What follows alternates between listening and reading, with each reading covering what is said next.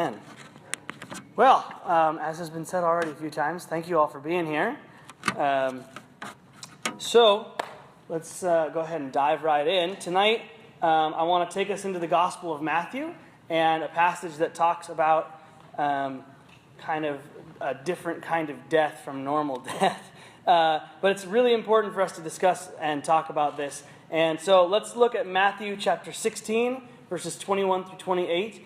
Again, as Ty said a moment ago, there's the Bible app, there's Bibles in the pew, or you can just listen while I read along. But that's Matthew chapter 16, verses 21 through 28. So I'm going to read that for us.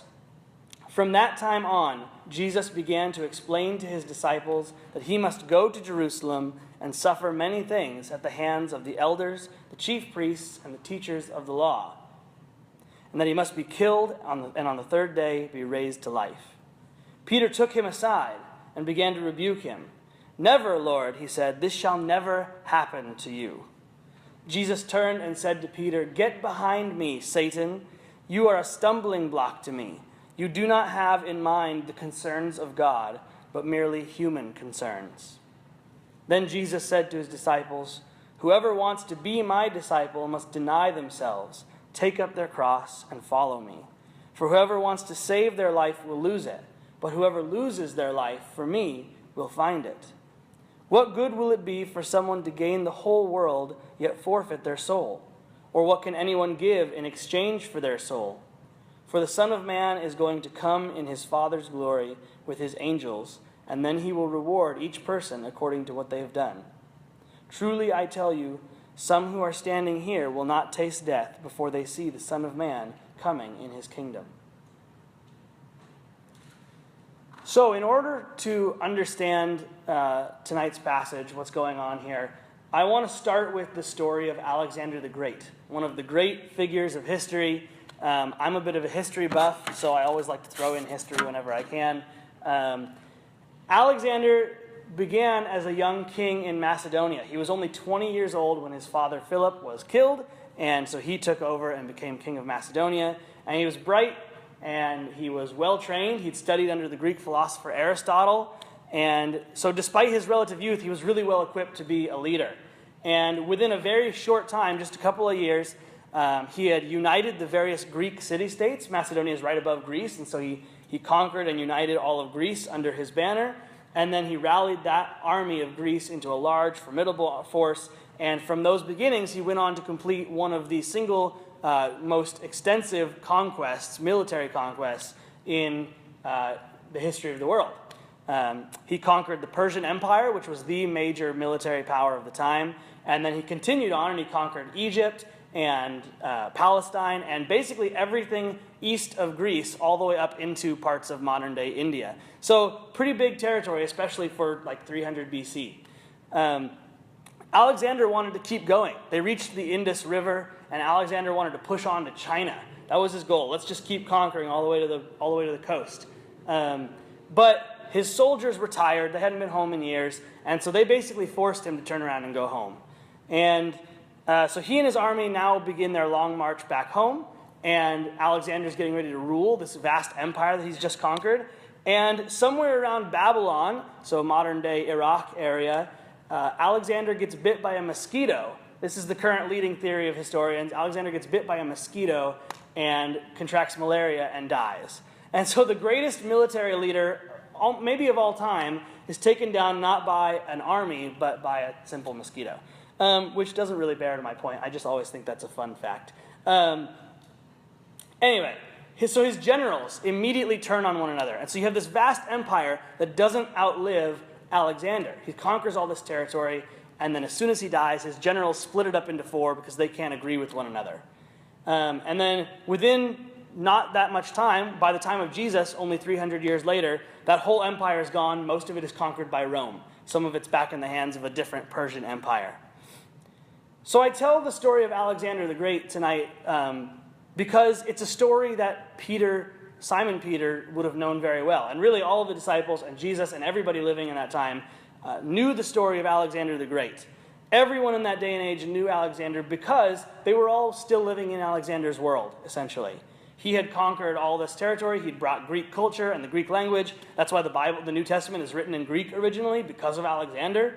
And so Simon Peter not only knew the story of Alexander, but he knew the lesson of Alexander, which is that conquerors that don't establish their kingdom, conquerors that don't live long enough to settle everything, see their empire fall after they die.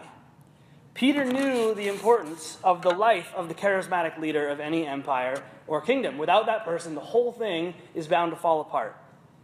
And so, just before the passage that I read tonight, so still in Matthew chapter 16, Jesus asks his disciples, "Who do you say that I am?" And Peter replies for all of the disciples, "You are the Messiah, the Son of the living God." And Jesus does not contradict Peter. He tells him he's right on, basically. He tells his disciples not to go around sharing that information for the moment, but in Peter's mind and all the disciples' mind, Jesus has just confirmed that he is the Messiah. He is the Christ, the chosen one who's going to restore Israel. And for the Jews of Jesus' day, the Messiah, the way they understood it was as a political and a military figure that had spiritual overtones. I mean, the Jews connected the throne of David with all this spiritual stuff. So there is spiritual stuff involved in their viewing of what the Messiah was going to do. But most importantly, the Messiah was going to come and he was going to kick the Romans out, and they were going to have the nation of Israel independent. And that was the big thing. That was the important thing, was that Israel was going to be led by a spiritual, godly king who was going to rule an independent nation of Israel. But after Jesus reveals that he's the Messiah, like literally right after, the scripture says, from that time on. So as soon as the disciples say, "You're the Messiah," and Jesus says, "Yeah, you got it," Jesus starts talking about the fact that he's going to have to suffer and die and be killed and raised to life again in 3 days.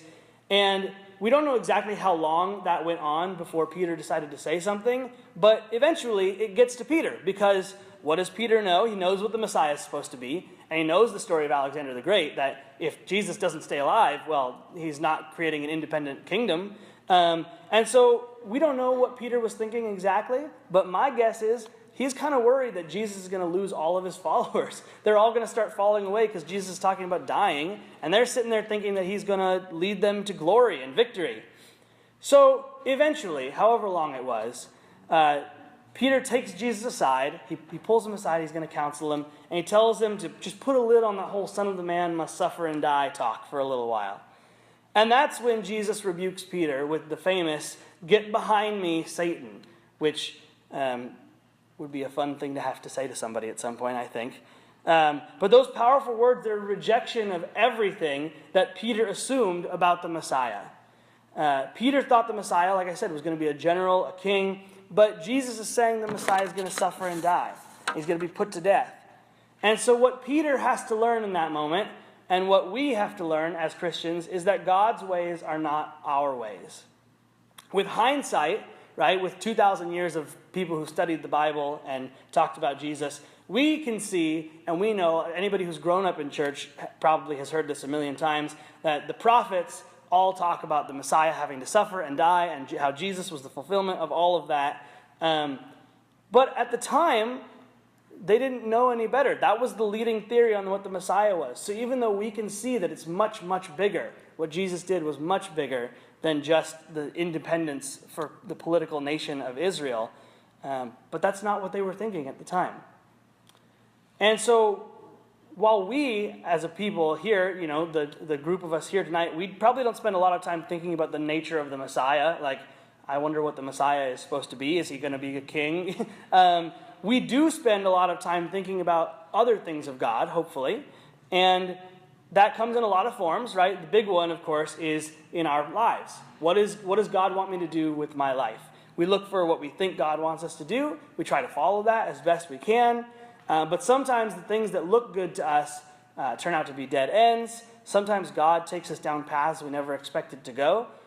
I personally am a good example of that because as some of the people here tonight who've known me for a long time can attest to, 4 years ago, I never thought I'd be preaching every week because I hated public speaking. And I never wanted to do it. And I like to hide behind the guitar and just play music and not talk. And now here I am preaching every week because that's what God wanted. And so that's true not just of us personally, but it's also true of the church.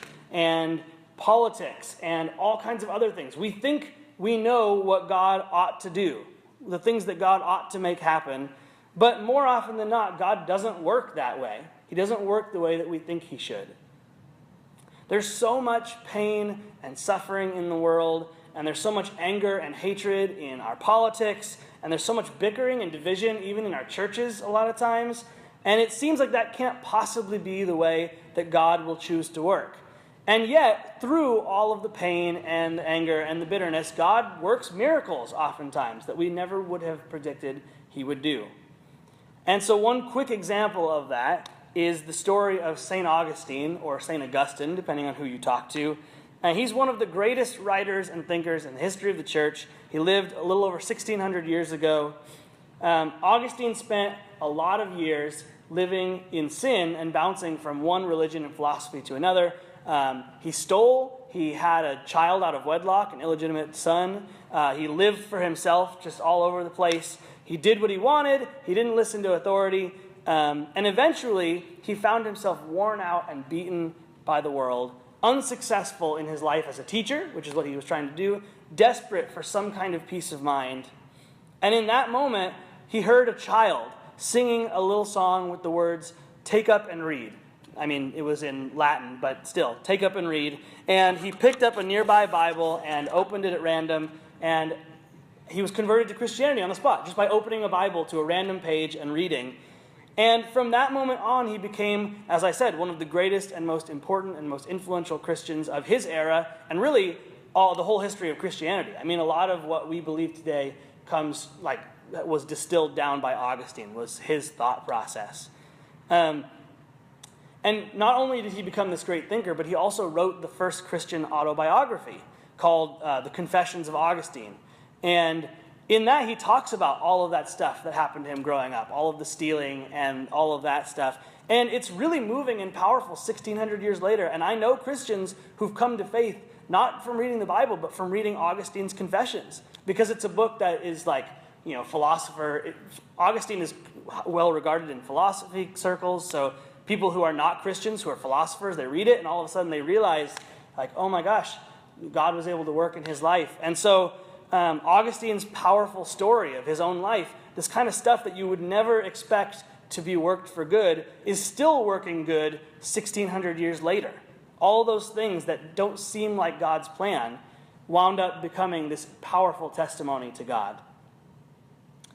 So that's the first thing that we should learn tonight, is that God doesn't work in the way that we want him to. His ways are not our ways.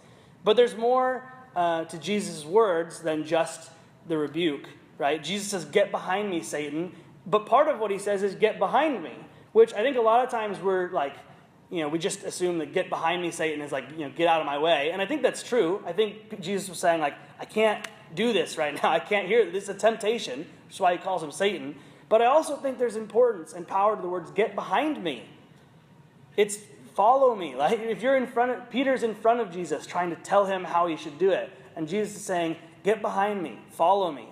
Do things the way that I'm going to do them. Watch how I do them and follow after me." And so the advice that Jesus offers to Peter and to all of his disciples after this rebuke is, he says, "Whoever wants to be my disciple must deny themselves, take up their cross, and follow me. For whoever wants to save their life will lose it, but whoever loses their life for me will find it." So the question of how do we avoid the trap of doing what Peter did, of thinking that we know better than God? How do we stop ourselves from assuming that our ways are better than his? And the answer is, we do it by getting behind Jesus, by following him. We do it by denying ourselves, taking up our cross, which is a phrase that we probably hear a lot in church these days, but back then, especially before Jesus was crucified, there's literally only one way to think about that. Take up your cross means you're walking to your own death. You're taking that to your death. We lose our life in order to find it. We learn to die to ourselves, to give up our will apart from the will of God. And that's not an easy task, but it is the way of life. It's the way forward. And so, when we listen to our own wills today, a lot of times it's not very different from the same stuff that Peter wanted 2,000 years ago, right? We want to be on the winning team. We want power, glory, victory. We want America to be strong and the greatest nation in the world so that it can spread Christianity and democracy. We want our church, I want Roots to be great and big and spread and grow so that we can share the gospel with San Diego, so that we can invite people into our community. We want to become rich so that we can use our money to help people in need. And those desires aren't bad in and of themselves. And I will just say very quickly, I'm not here to say that you shouldn't have any kind of will. But what I am saying is that when we realize that our will, our desires contradict the will of God, we need to learn how to let that go and get behind God. Get behind him and follow him where he wants to go. So we have to learn how to surrender our will and our desires to God, to see his plan at work. God's plan might not involve this church becoming a megachurch. We might stay small forever, and that's okay. That doesn't mean that his plan for Roots is any less important than his plan for the Rock or some megachurch. God may not ever want you or me to be rich, but he does have a plan for the way that you use the money that you have. It's up to us to learn how to deny our will when it contradicts the will of God.